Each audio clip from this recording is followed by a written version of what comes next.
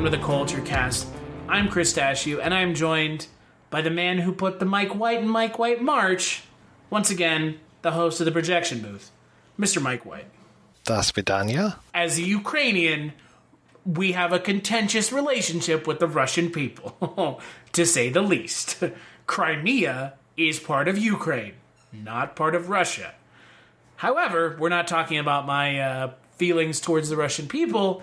We're going to be talking about Konstantin Lopushanskiy's Dead Man's Letters, and we're also going to have an interview with the director, along with his translator, who will be helping to let us know what he's saying, because his English is not as good as his Russian, and let's be honest, my Russian is nowhere near as good as my English, and my English is pretty bad as it is. It's pretty awful. Yeah, boy, isn't it? It's just the bing, sad. Why are we watching international films? Gone with the Wind is the only movie we should be watching, let's be honest. That's what Donald Trump said. That's the only thing we should be watching. But, yeah, we're going to be talking about Dead Man's Letters. So, Mike, since you programmed this month, since this is Mike White March, since you also spoke with the director, I am curious, what drew you to pick Dead Man's Letters for this month? Well, I'm going to sound a little bit like a broken record, because I've said this before. This is a movie that I've had on my to-watch list for the longest darn time. I read about this, probably in the late 90s, early 2000s, and was just told, hey, this is a really good movie. You should see this. And then when I saw that poster image, I said, whatever this poster is for, I want to see this movie. So that's it. And now you're bearing the brunt of my procrastination. Sorry, Chris. Well, here's the thing. I don't mind it, because for the most part, you have not led me astray. Frankly, I would say that you haven't led me astray at all. Well, good. So I'm not sitting here saying, well, thanks for wasting my fucking time, Mike.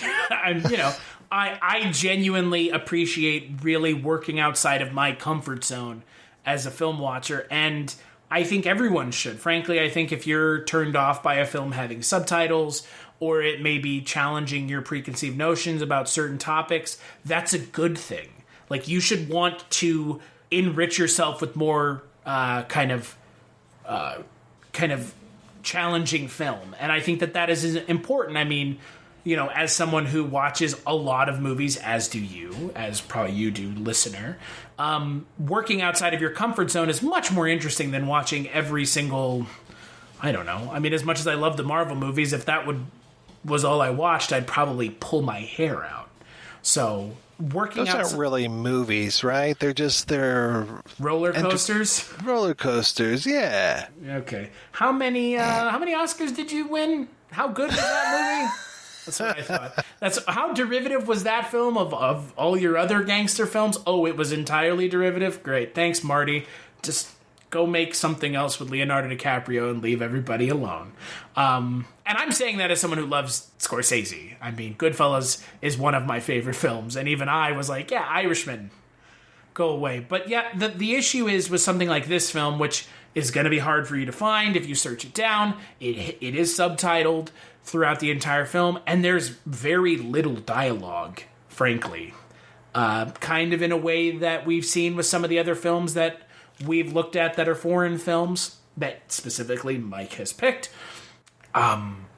It's a film that kind of is going to challenge you as a film watcher, but that's okay. That should be more exciting than just going and watching, I don't know, something else. So, but no, this was not an affront to me in any form or fashion. So, well, good. Yeah. That being said, though, I really liked it. Oh, excellent. I'm so glad to hear that. Did you like it? I did. It was not what I was expecting whatsoever. The poster makes it look like something else entirely. Oh, yeah. Yeah, the poster's fantastic. We should probably describe it for folks at home.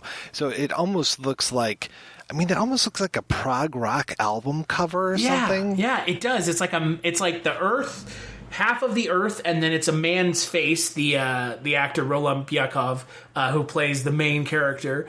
It's like his face, and like the Earth is like melting on his head, and then there's a mushroom cloud off the top of the Earth. It's super fucking metal is what it is. Yeah. Oh, it's totally metal. Yeah. Yeah, it's super cool. Like I looked at the poster and I was like, fuck, this is a cool ass poster.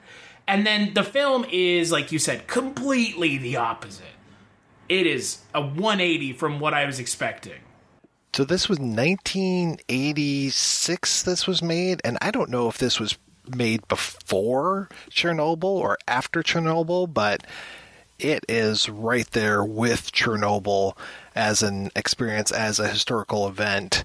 And I didn't know what the look of this movie was going to be, and that was one of the first things that really struck me about this was it looks like it was shot in black and white entirely and then tinted throughout the entire thing, and then the tinting changes depending on what part of the movie you're in. If you showed this to someone and did not tell them the year that it was filmed, there is no way in hell anyone would say 86. Right. No, it doesn't look like it. No, it looks like Stalker. Well, that really makes a lot of sense because Right. this was actually co-written by one of the guys that wrote Right. Roadside Picnic, Boris Strugatsky. Yeah, but my point is, A Stalker is also a film that, utilizes black and white and all that. And Stalker came out in 79, and it doesn't even look like it was filmed in 79. So, yeah, it's... There's a lot going on here, but the first thing you will notice the moment you start watching this film is if you're looking at other science fiction films from the 80s, this is about as stylish as you can get without any style at all, if that makes sense. It's toned down. It's not like RoboCop or Terminator that has like a very firmly rooted and planted in the 80s sense of style. And like we've already mentioned, it's much closer to Stalker because, it's co-written by one half of the writing duo that wrote Stalker and the book that the film is based off of. But, yeah, it's just looking at the film before we even talk about the plot. Just watching the film, it must have been an undertaking to create this film. It has to have been. And Lopushanskiy was also a student of Tarkovsky, so that makes a lot of sense as well. In fact, I think did he even work on... Yeah, he was an assistant on Stalker. Yeah, it feels... If you've watched Stalker and you like Stalker, this is kind of like a spiritual sequel in a way to it. I mean, there's so much that you can draw parallels to this in Stalker. And look, Stalker went on to influence a lot of things. Obviously, the Metro 2033 series that's become immensely popular in Russia. I would say that this film influenced a lot of like current video games like Fallout. A lot of like very similar iconography and imagery of kind of like a post-nuclear war world. But God, it's just looking at this film. Not talking anything about the plot, just looking at the film. It's just gorgeous. The other thing that this reminds me of is the films of Guy Madden, especially the earliest ones, things like Gimli Hospital or Archangel. Just that this feels like it escaped from another era kind of thing. Like like you said, this does not feel like 86. This feels like maybe 36 or 46. I mean, this feels very old. Which, again, is perfectly fine because... I appreciate that about it. I appreciate that it doesn't feel like every other film from the 80s that I've seen that's science fiction. And look, while this is a sci-fi film, it is also very much an art house film. It would not play at your local multiplex in 86. This would I'm not even sure if you could as an American see this film in 86 or 87. I know that it played at the Toronto International Film Festival in 87. I don't know how you could have seen this otherwise. Yeah, it maybe going to a video store that had a lot of Russian people going there, but then finding a subtitled version of it is going to be tough. I mean, I'm sure that probably Mosfilm put this out on DVD a few years ago, but it's not like something you're going to just stumble across. And also take into account that in 86, we're still dealing with the fact that the Soviet Union exists. This is a Soviet science fiction film, not Russian.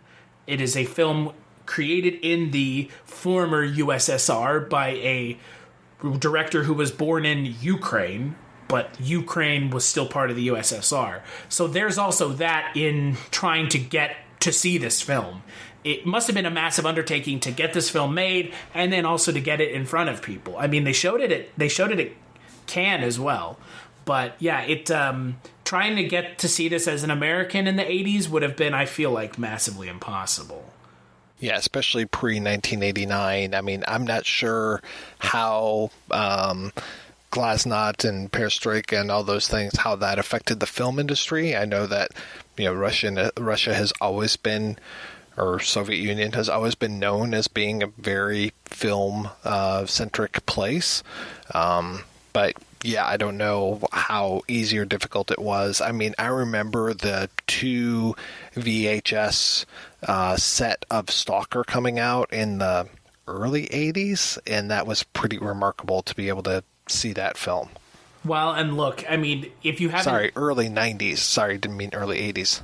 Well, and if you haven't seen Stalker, I wouldn't rush and watch this first. You need to see Stalker first. Like, you have to. Because I think, and, obviously last year, you and I on your podcast, The Projection Booth, talked about Annihilation, which cops from Stalker. It doesn't really cop from this very much, but it cops from Stalker a lot. And I had to watch Stalker for that podcast. Watching Stalker really is like it's a film it's a film that I think anyone who seriously wants to be part of like a conversation about film needs to watch, because there's so much in that film that influences things we watch now, and like directors that we watch now, and like the way that directors we watch now do things and frame shots. And this, and like you said, with Lopushanskiy really working with Tarkovsky and everything, it makes so much sense, because there's so much in this film that feels just not lifted out of Stalker, but owes a lot to what Stalker did to film. Yeah, Lopushanskiy was definitely a very good student of Tarkovsky. Yeah. So the film follows Roland Byakov as Professor Larson, who is a Nobel Prize-winning scientist who is trying to keep some adults, and he's trying to keep adults and children alive in a basement of a museum of history. It's not ever said where. We can assume it's somewhere in the USSR. And throughout the film, he's kind of has this interior monologue where he's talking to his son, who is more than likely, it's assumed that he's dead. And throughout the film, you find out that there was a nuclear accident, and the police are keeping healthy people in... They're allowing healthy people to come into the bunkers, and they're keeping the people who are not healthy away. And that's the entire crux of the film. And so much goes on in between that main setup and through the end of the film. And the film is barely an hour and a half long. Yeah, as we're sitting here in, week 4, week 5 of the coronavirus, it is just like, okay, yeah, this feels really similar with the whole...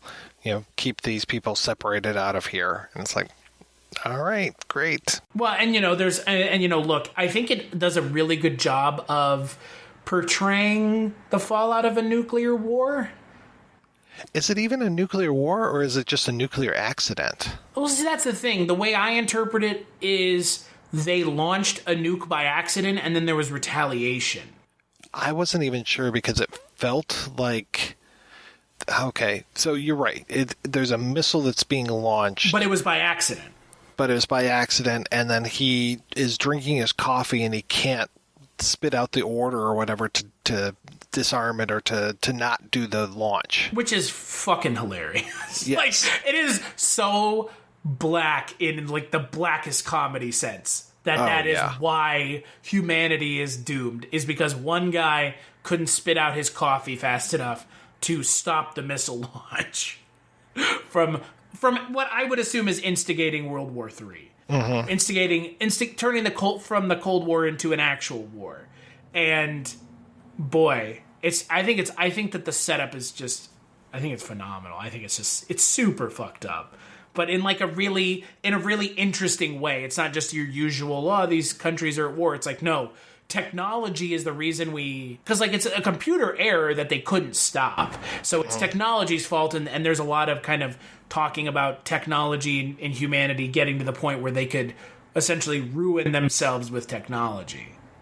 There's also some interesting humor when it comes to the woman that lives in the museum with them, who walks around, if not fully naked, at least topless, because she's like, oh yeah, we're going to mutate and we need to keep our clothes off because otherwise we won't mutate.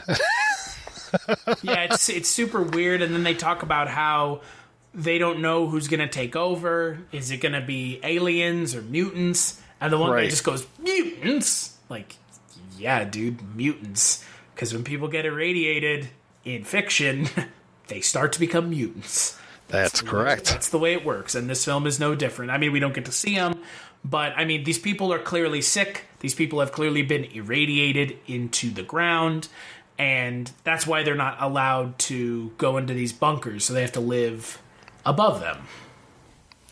The other tie I see, looking at this and looking at some of the other Lopushanskiy films I've watched for this month, he likes to use children quite a bit in his films. And I see a tie between the Stalker's daughter from Stalker with her mental powers, and then some of the kids will show up in Ugly Swans, which is a few films down the road, but also just all the kids that are there with Professor Larson. And it's almost a Mad Max Thunderdome kind of thing, with like the way that he takes care of these kids and the way that they take care of him. I was also reminded of Logan. Yeah, it's very... I mean, look, all of those films are set into the post-quote-unquote apocalypse. And so, you know, the idea of children being the future makes sense. And it works in a way, and it has always kind of worked as a narrative in these styles of fiction. And it works here. Because the character of Professor Larson is really hopeful in a way that none of the other characters are. Can we also talk about the fact that I don't think this is actually supposed to be set in Russia? I can see that. I think it's supposed to be set in the United States. Because the character's name is Professor Larson. Right. You know, traditional Russian name Larson. Yeah. And some of the other names, Anna and Teresa, it's not like they are what I would consider to be, you know, not like the actors' names of Svetlana or Vladimir or Natalia. Or Václav or Victor. Mm-hmm. Yeah, I think, I mean, regardless of where it's set, it's just this idea of, I guess, the world outside being overwhelming and you just not wanting to continue is really depressing. But the character of Professor Larson is such kind of like a beacon of hope.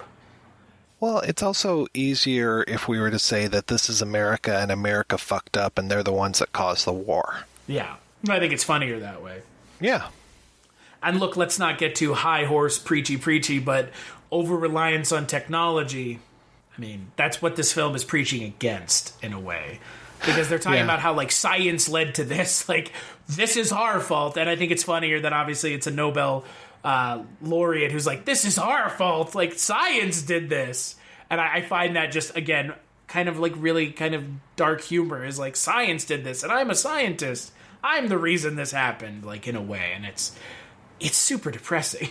But it's also not depressing because you get the sense throughout the film that the character of the professor is really holding on for hope when everyone around him is just like, yeah, we're done. Or we're going to the safe bunker and abandoning children. Right. Well, it's not like, you know, we would ever send out any sort of missile warning that Hawaii was going to get blown off the map. By accident. Right. Yeah. But hey, one guy asleep at the switch who didn't hear that it was a training exercise did it anyways. So there's a lot of parallels that you can draw. You know. Oh yeah. And again I find that to be oddly kind of prescient in a way that the film probably didn't intend to be, because there is a lot going on in this film that feels like you could set this now and it would make perfect sense. And frankly, a lot of the stuff that, just looking at it, it's the timeless themes of the film that work the best. Like the timeless theme of hope and kind of feeling like you don't have any hope, and the character, I don't know what the character's name is, but the character who gives that monologue and then goes and kills himself is the best part of this film. Yeah. Yeah. That's really kind of heartbreaking. Yeah.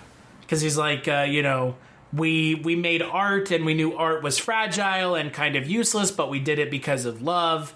And having love is important. And while love might seem useless compared to science and technology, it still is important. And I love all of you, and I'm going to take myself out of the equation by choice. And it is very heartbreaking. I'm very curious, since this is set in a museum, what Visitor to a Museum is going to be like when we talk about that in a few weeks. Yeah, I'm curious as well. I mean, again, the film on the face of it is rather dour and really kind of not depressing, but it has a very sad, overwhelmingly sad tone to it, but it is ultimately a film about having hope. And I'm curious if some of these other films this month are going to have that similar feeling to them. I don't know. I mean, look, the whole nuclear war thing, I feel like now in 2020, like you said, it does feel kind of more urgent in a way. Does that make sense?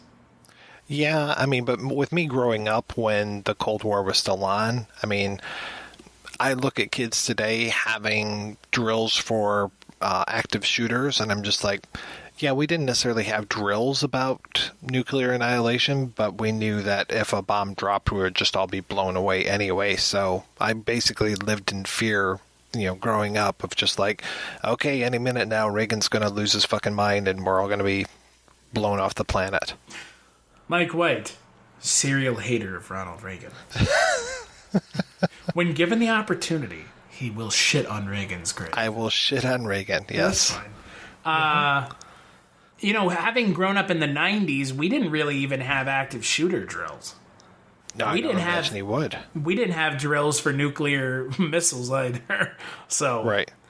Yeah, no, we would look back at things like, Duck and Cover and those, educational films from the 50s and just be like, yeah, that's hilarious because if a nuclear bomb dropped, you're not going to be able to hide under a desk. So we had bomb shelters everywhere. I remember the symbols and seeing where they were at in every single school that I attended, but we didn't have drills for that. Yeah, I don't remember what we had drills for. We had drills for fires. Yeah. Fire drill, that's it. But that's rather self-contained to the school. Definitely, yeah. Yeah, nuclear drills for being nuked. Yeah, I mean, Duck and Cover, great. So you're irradiated under your desk as opposed to in front of your desk. Great, awesome. Yeah, and then we had great things like The Day After and Threads and all these wonderful movies. I mean, when they showed The Day After on TV when I was a kid, that was about the scariest fucking thing in the world. See, I've never seen it, but I've heard that echoed time and time again. Yeah, I would say that Threads is probably a much better film, but Day After it definitely fucked me up. Well, and I can imagine seeing this in 86, 87. This would be a really, not traumatizing film, but it would be really hard to watch. Oh, yeah. Because you're like, this could happen, like, at any point. Yeah, I kept wondering, like, from a technical point of view, were they even shooting sync sound on something like this? Because so much of this movie takes place with people wearing gas masks that I was just like, did you guys just save all that money and do all the audio in post? Because I think it sure sounds like it. Right? Okay. It sounds like it. It sounds like it was all done in post, which would obviously be the cost-effective way to do it. Right, because even the letters from the dead man of the title, or the dead man's letters, those are all in Professor Larson's head. Yeah. That's all kind of voiceover. That's VO, which yeah. I found that part of the film to be interesting because, they use that as kind of the framing device that these are his kind of letters to his son. But, his son obviously is long dead. And his son, probably died with the rest of them, and they were all burned up on the surface. And it's an interesting framing device. But also, the film's title lets you know right from the get-go that this character is not going to make it to the end of the film. Right. Which, I don't know how I feel about that. I kind of don't like when the film just kind of outright spoils it. But for this film, it doesn't bother me because that's not what this film's not trying to, like, pull any punches or have, like, a twist to it. Mm-hmm. Well, it's like, John dies at the end, but then he actually doesn't. Right. But at least with this one, Professor Larson, his legacy will live on, and they've got the whole Christmas ritual, which will help, kind of cement him into the next generation's mythology. Yeah, and again, I really like the character of Professor Larson because it's nice to have a character in these kinds of nuclear war films that is just doing what he can to get by to help people, and he's not, running around and sneaking into places. He's just literally buying cans of stuff to get medicine for his dying wife. It's a very understated film in a way that we don't get to see a lot of stuff like talking about nuclear war and the fallout of the kind of nuclear apocalypse. We don't get to see a lot of that, especially in Western films talking about nuclear war. Mm-hmm. Most of I don't know, like for some reason, Eastern European cinema does nuclear war better than anybody else. You know what I mean? I don't understand why. Yeah. Yeah, that is a really good point. I mean, we watched for the last Checktember on the projection booth, we watched end of August at the Hotel Ozone, which is super dire and starts off with all these different VOs, all these different languages counting down for the initial missile launch that wipes humanity off the map, and it's really fucking stark. And the whole movie really is very, very stark, all black and white, and just, again, very hopeless. I do like that this film didn't do black and white. Yeah. It was a nice touch. I thought it was very good. And then it also helped with the missile footage that they were able to just kind of blow that out and make it look like it belonged with the rest of the footage. Yeah, it's clearly the same footage that you've seen a million times dealing with the nuclear missile launch and kind of how they were blowing up buildings and stuff to see what that did. But it works. It works so well on this, I almost forgot that it wasn't just something else that they copped and put in the film. Yeah. So let's take a quick break and we will play the interview that Mike did with Konstantin Lopushanskiy, the director of the film, by way of his translator, or the translator that we found, we being you, Mike, Jenny Federovich. I don't think you started out as a filmmaker necessarily. You seem to have a wide career before you got into filmmaking, and I'm curious how you made that transition into it. First, he was a musician. He finished the musical conservatory. So then he went on to further study in the conservatory, and then he was becoming a theater director in St. Petersburg. So after a bit, he understood that that's not where his heart was, and that's not something that he wanted to pursue. So he went and applied to become a film director in Moscow, at a particular place that he could say a few words about later. So he said that he got extremely lucky that he went to this place. And the main reason being, it was 1977. There was tremendous amount of censorship in the Soviet Union. I mean, you couldn't just watch any foreign movie that you wanted. So everything was quite censored. And the lucky part was that in that particular place, in that university, they were able to watch all foreign films of all kinds. And the people who taught there were absolutely incredible. You know, it was Tarkovsky, Konchalovsky, and Латяну, Панфилов, лекции читали и о Селиане, приезжал там Лариса Шипитько. So he feels like he got so lucky that he in particular in that time was able to join that university. So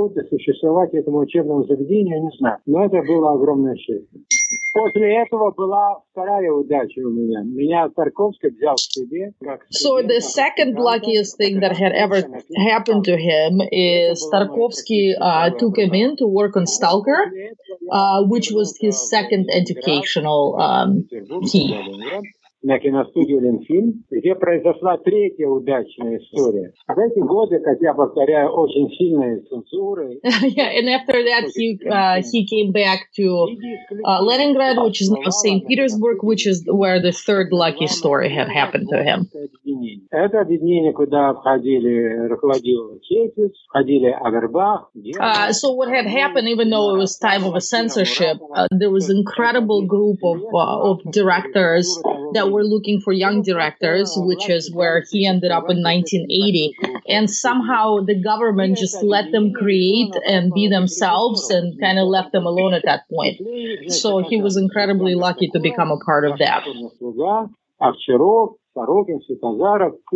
What was that experience like for him working on Stalker? And I imagine he got to meet Boris Strugatsky because he would go on to work with him a few times, or at least adapt his work. Working for Tarkovsky, he was a student at the time because Tarkovsky was lecturing at this particular university that he was in, and it was just a job of a student, and he would give him assignments just like other people, and they would go on to do those assignments.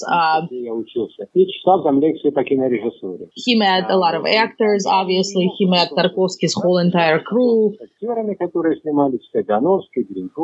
which was a good experience. So at that point, he had not interacted or met Strugatsky yet, which that would come later. I know that he did at least one short film, if not two, before he did his first feature. And what was that experience like for him making those early shorts? The most memorable short film that to him was Solo, which got to travel across the festivals quite a bit in international festivals. It was a very dark film. It was about musicians during the blockade of the Leningrad during World War II and their last concert that they were playing for the Allied forces. О последних концертах, когда умирающий оркестр играл, так сказать... He mentions the fact that, like, he referred to working in Leningrad at that time, St. Petersburg later. Amongst the group of this very creative directors that were allowed to do more things than others. And he says the only reason that film saw the light of day is because he was in that particular atmosphere. Had he been in Russia, he doesn't think that film would have ever gotten released. And after that, it took him a while to get to his first feature, which was Dead Man's Letters. And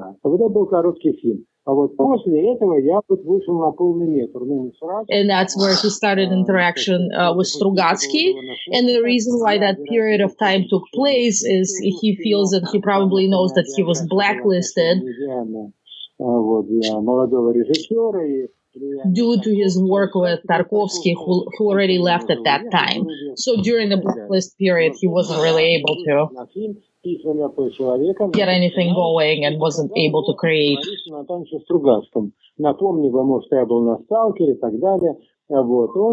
вероятно, в какой-то мере слышал про меня, помнил, я не знаю. Но, в общем, возникло общение с ним. Тем более, что я писал сценарий совместно с его учеником, писателем, сейчас известным, Вячеславом Рыбаком, тогда тоже молодым писателем. He said it was a really, really unique and interesting story how Dead Man's Letters were created. Удивительная история, связанная с тем, как создавался фильм «Письма мертвого человека». So imagine this, and I know it's probably hard to imagine because we keep talking about censorship, but, you know, I lived it myself as well, so I'm pretty aware.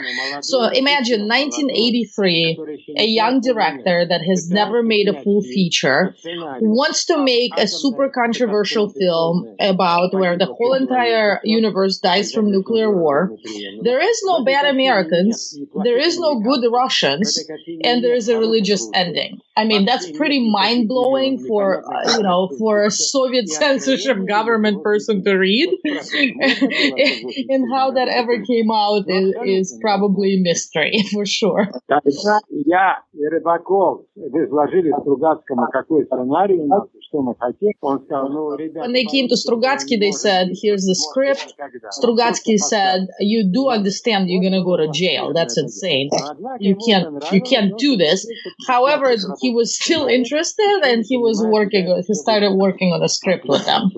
Понятно, почему я очень хотел снять это кино, и я по совету моих московских друзей обратился, тогда только он образовался комитет советских ученых против ядерной войны. So at that time, he decided, he doesn't know why he decided that. He decided to go to the committee of the Soviet scientists against nuclear war.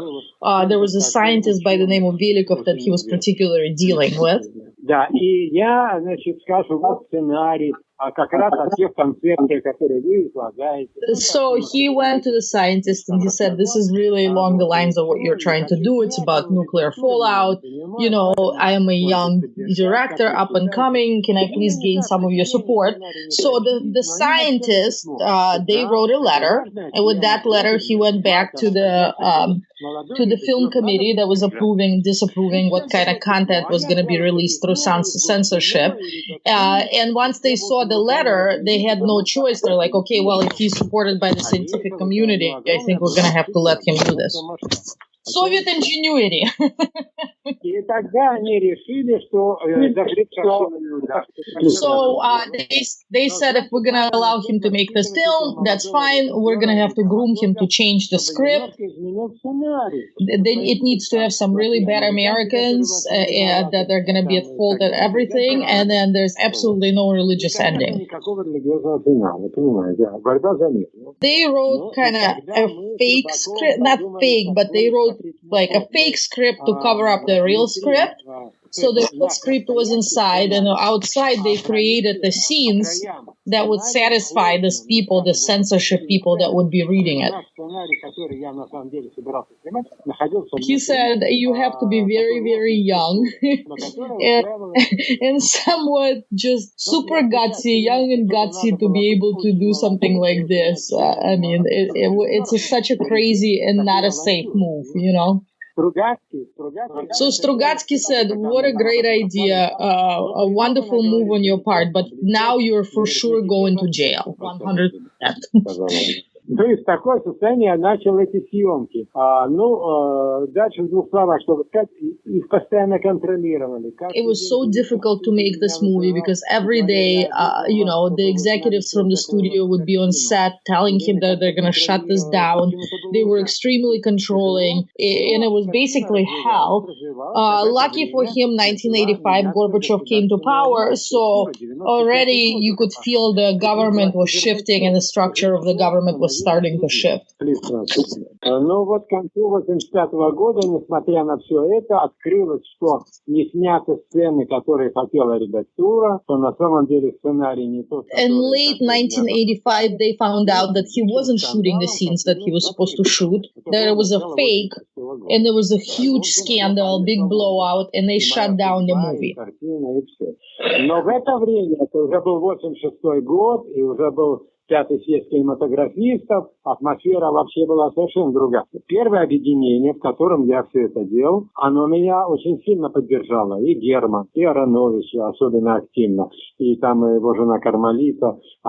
Просто многие поддержали, сказали, что такое обижать молодого режиссера, дайте ему закончить. Начался... In 1986, he got a lot of support from what he earlier mentioned, the group of the German, Aronovich. There were people that were working at Lian Film, and they started saying, come on, let him finish his film. He's young, it's his film. So nobody wanted a huge scandal, so they basically let him finish his film. He said he got a call on April 26th, and he was printing the first copy of this film, and that was the day that Chernobyl catastrophe took place. In 1986, he got a lot of support from what he earlier mentioned, the group of the German, Aronovich. There were people that were working at Lian Film, And they started saying, come on, let him finish his film. He's young. It's his film. So nobody wanted a huge scandal. So they basically let him finish his film. He said he got a call on April 26th, and he was printing the first copy of this film. And that was the day that Chernobyl catastrophe took place. He had printed the copy of his film when that went down. I wondered where this was in the timeline with Chernobyl. He had printed the copy of his film when that went down. Crazy. And then, и вот, но дальше все-таки была непонятна судьба картины. И тогда, значит, произошла первый показ. In May, there was a big premiere in Moscow Film House, like the main house. So everybody was coming to see the scandalous picture. People have heard about it. You know, what is it going to be? It was full house. Right after it, one of the main influential writers ended up writing an article in Pravda, which was kind of a government-sanctioned newspaper, but a really good article about the movie. So meanwhile, the main person who was responsible for releasing all the films, like imagine there's like a minister of film, right? He was sitting there. He goes, I have no idea what to do with this picture. Should I just bury it? Like, I can't release it. This is crazy. So somebody told him to send it to Gorbachev. And at that time of censorship, you know, even since the time of Stalin, they would send, like, if they didn't know what to do with the film, it had to go to the highest person, so nobody would be responsible for making that decision, you know, but the highest government official. So he knows for sure Gorbachev saw the film. He knows the story is true because he ended up talking to him later when he was making the Ugly Swans, I'm sorry. So Gorbachev watched it, and then he ends up calling the minister of film and says, finally, you understand the new mentality. This is perestroika. Things are changing. Big congratulations. So the Minister of Film now orders 2,000 copies to be sent all over the country. It's a big premiere. Next thing you know, Mr. Lopushanskiy finds himself in Cannes. So imagine, like, in the shortest period of time of thinking you're going to go from going to jail, and for sure this picture will never see a light of day, to such tremendous success. Wow, какая история сумасшедшая. The funny side story. First time he goes to Cannes, he's a young, you know, obviously it's Soviet times, director. So he does not bring a bow tie with him. So as they're walking up the steps, the translator says to him, where's your bow tie? He's like, what bow tie? I don't have a bow tie. She's like, you need a bow tie. They're not going to let you in. So they started running all over Cannes looking for bow tie at 6 p.m., which you can imagine how much money that would cost. So his translator ends up going to a boutique and explaining to the owner that he's a young Soviet director that didn't bring a bow tie. So the owner gifts him a bow tie, and to this day, Mr. Lopushanskiy has it as a relic that he says from his first time going to Cannes and not bringing a bow tie.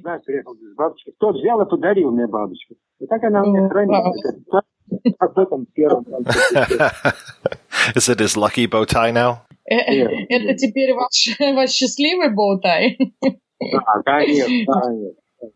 Yes, of course.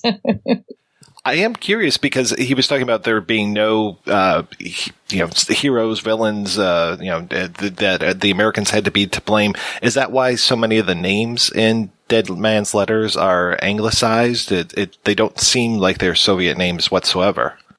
Там нет вообще никаких имен. Это я сделал специально. Дело в том, что в справке о фильме, которое писала Госкино, редактура, они... So he wanted to make a universal story, so he did not want to have any names at all. So anybody could just steal the story. And of course, as a part of the, Soviet censorship process, they would always write in names, preferably English or American or whatever. I'm also curious about the way that it was shot and if the tinted black and white was purely an aesthetic choice or if it was also an economical choice as well. Нет, это был сознательный эстетический выбор, потому что снималось на черном. It was an aesthetics choice that it was shot as black and white film, but it was printed on color film to create that particular hue that he was looking for, the yellowish.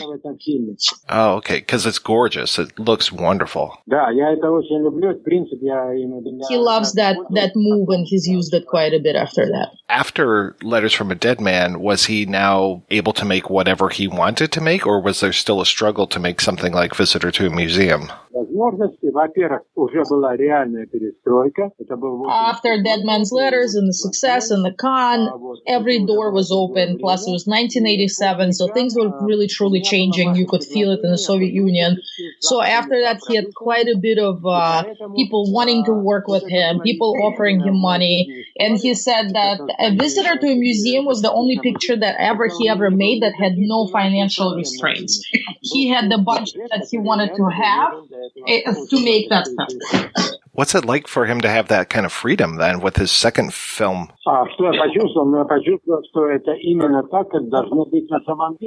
It was a breath of fresh air, that this is what movie making is supposed to be like. That's what it's supposed to feel like. It's just, complete freedom. He said, unfortunately, that didn't last longer than 3 or 4 months.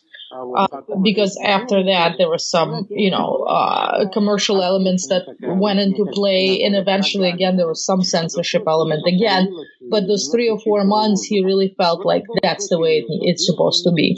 Финально использовал это время в том плане, и я, и мои коллеги, многие, что я снял именно то, что я хотел снять. И у меня есть подозрение, что я такого рода фильмы, как «Престиж музея» или как «Русская симфония», как «Конец века», я не смог бы снять даже и на Западе, потому что, там другие есть ограничения, связанные с коммерцией. Вообще существование авторского кино довольно непростое, а фильмы довольно дорогие. Поэтому, я использовал в этом плане это время, насколько удалось. He used that time to the maximum to really try to achieve as much artistic freedom as possible. For instance, he thinks he wouldn't have been able to do that overseas, because there were thousands of crazy people in that film, and then real people that were dressed like them that were watching them. Then there was a boat that they took all the way across country to appear in one water scene, and then to bring it back to appear in the land scene. It was just a lot of really, really intricate details that he was able to execute, and that was truly artistic freedom.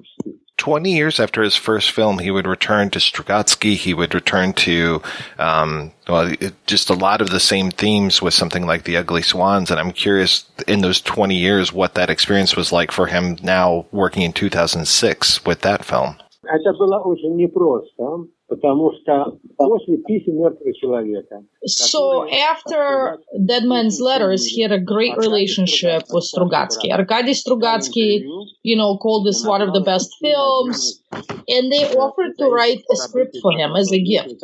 We'll write a script, you're a young director, we'll see where it goes.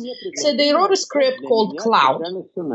Без договора, бесплатно. Вот знак уважения напишем, а там видно будет. Это был царский подарок, как у нас говорят. And what had happened is he didn't like it. Конечно, тогда они спросили, а что бы вы хотели из наших произведений экранизировать? И я сказал, «Гадкие лебеди». И они написали сценарий, который назывался «Туча». Он опубликован у них под этим названием, его можно увидеть в книге.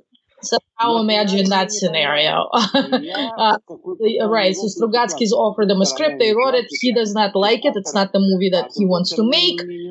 So at the time that they were asking him what he likes, he said, 20 years back then, he said it was The Ugly Swans, but they write this other thing, he doesn't like it. So they were very upset with him, and they had a separation for 20 years based on that particular thing that had happened.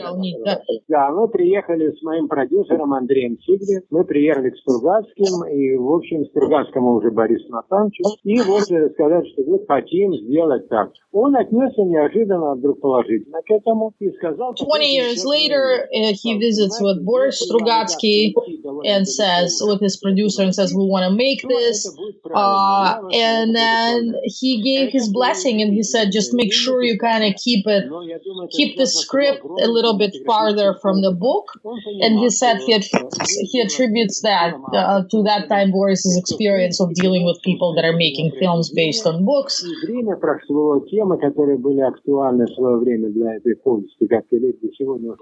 And he basically gave him the blessing, and he was able to start working on this film. I don't know if it's a universal thing, but in America we say never work with children and animals when it comes to show business, but he's worked many times with children, or at least twice that I know of.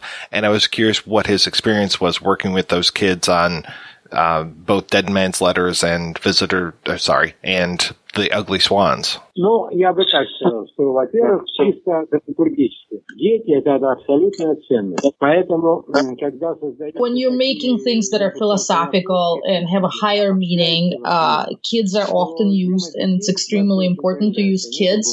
It brings a certain level of emotion that is kind of, you need to convey, right? You're making things about the world, and there needs to be children in it. So basically, working with kids, he said he had a couple different experiences, and it's finding the right approach, right? So choosing the right kids. So for instance, in Dead Man's Letters, obviously he needs to get kids to play kind of an emotional role after nuclear fallout. So he created an exercise in which he would make them stare into one spot without blinking.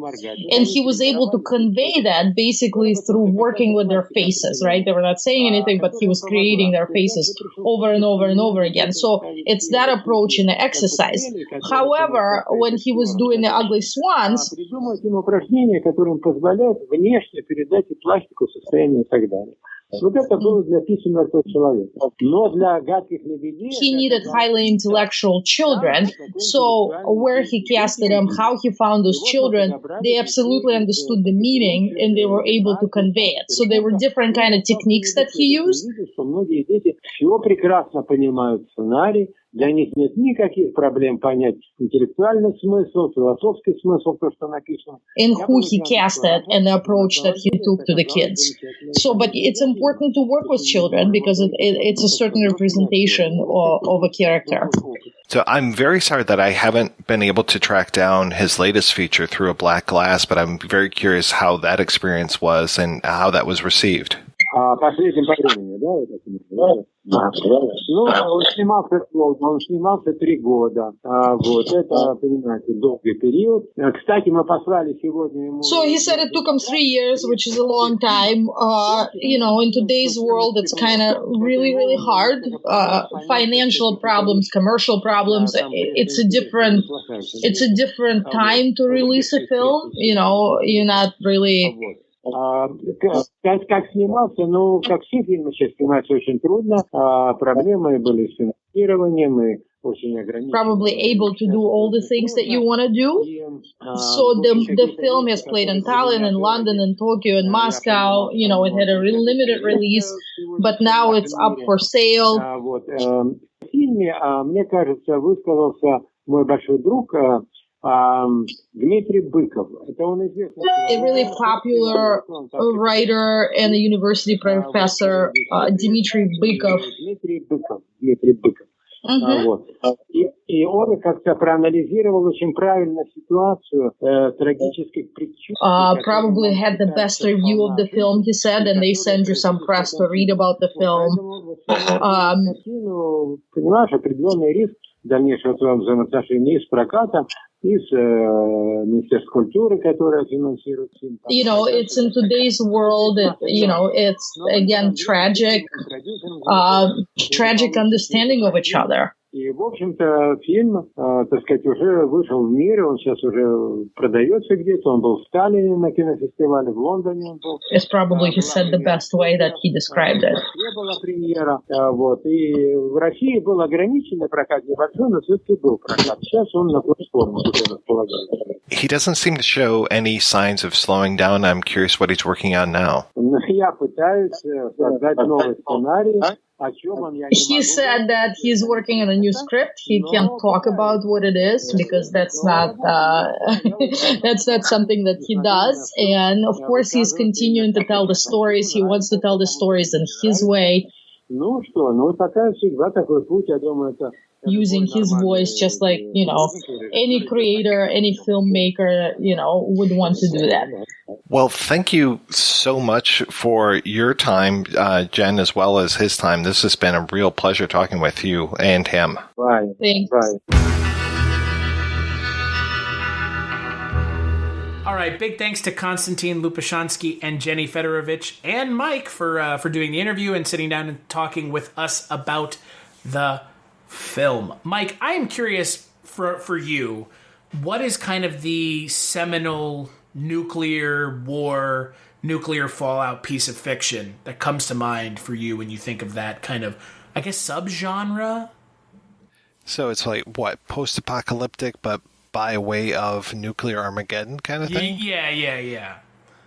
Gosh, the first thing that jumped into my mind, I know we were talking about Threads and The Day After earlier, but the first thing that jumped into my mind was A Boy and His Dog. See, I've never seen that film. That's Don Johnson, right? That is Don Johnson. Yeah.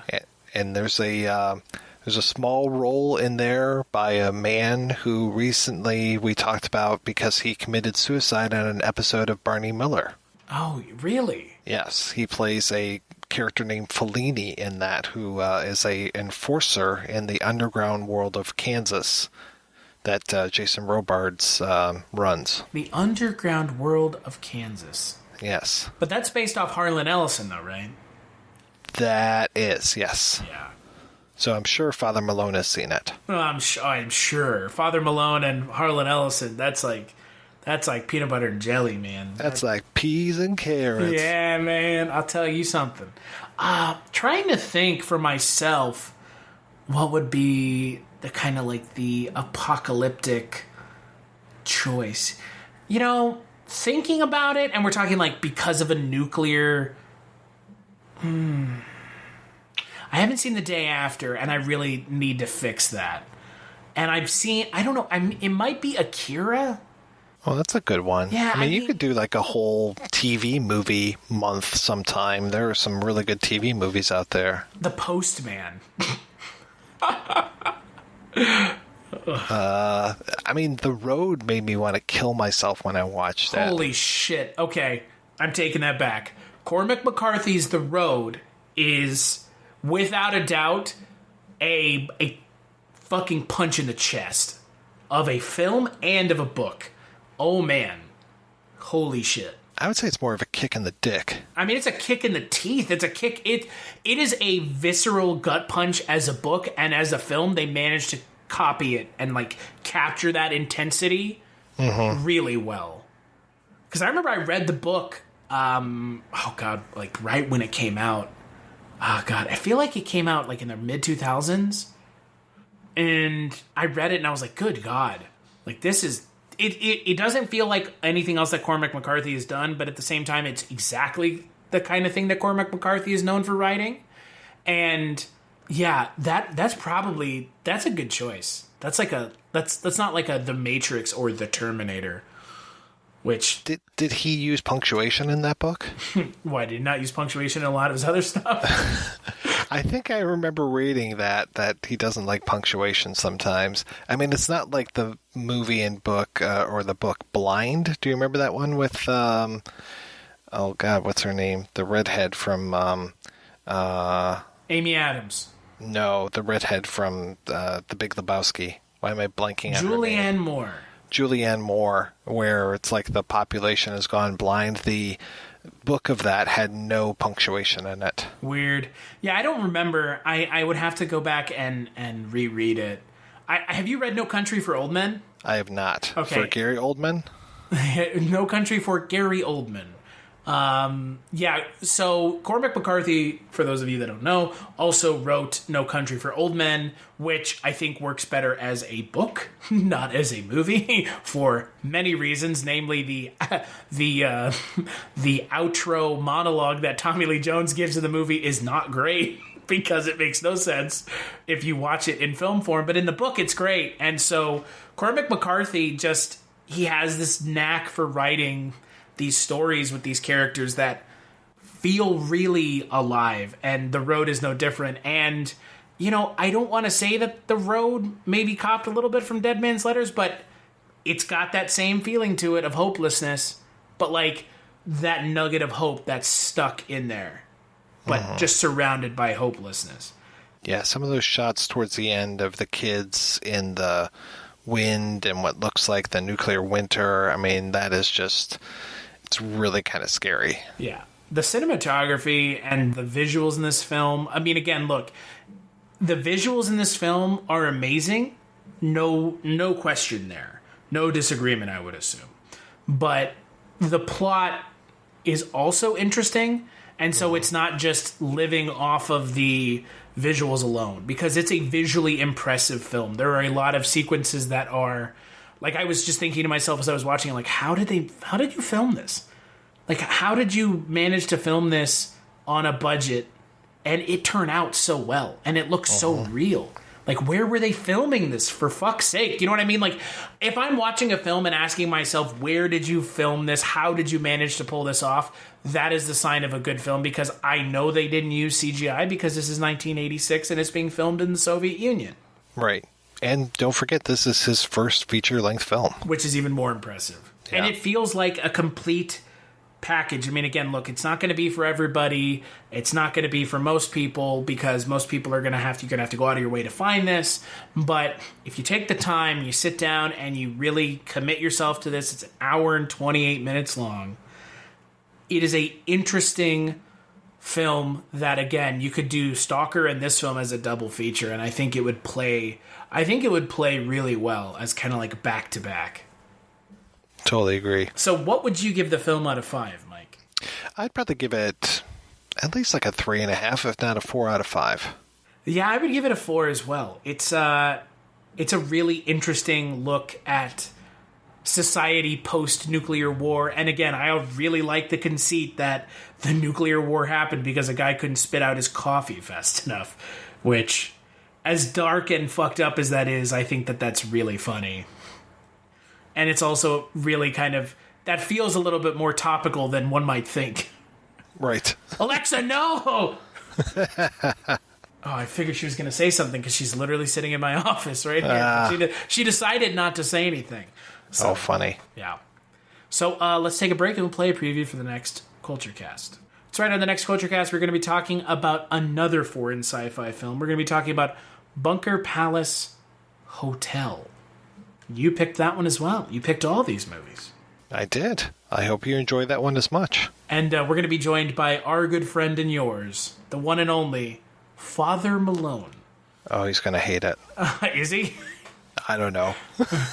He loves all kinds of stuff, man. He's not a harsh critic. That's good. Yeah, that's good. He's not like Richard Haddam. That guy's the harshest critic of them all. God, Richard Haddam. Every time he comes in, just bum, bum, bum, Richard Haddam. Oh, man. Until that, and you're going to be joining me as well, obviously, Mike. So that goes without saying during Microwave March. Until then, Mike, where can people find you? Well, they can find me over at the Projection Booth Podcast, which is available, strangely enough, at projectionboothpodcast.com. And they can find me with you, Chris, on a podcast that we do with our friend in Christ, Father Malone, which is called Dreams for Sale, the Twilight Zone 85 podcast.